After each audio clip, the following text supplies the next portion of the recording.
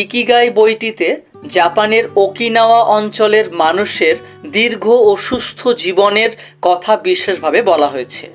সেখানে অনেক মানুষ 100 বছর বা তারও বেশি বয়স পর্যন্ত বেঁচে থাকেন, তবে এটি সবার ক্ষেত্রে প্রযোজ্য নয়।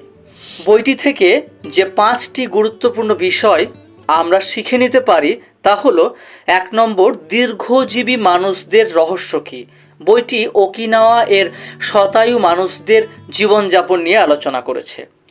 2 নম্বর, জীবনের একটি উদ্দেশ্য থাকা জরুরি। প্রতিদিন সকালে ওঠার মতো একটা কারণ মানুষকে মানসিকভাবে সক্রিয় রাখে।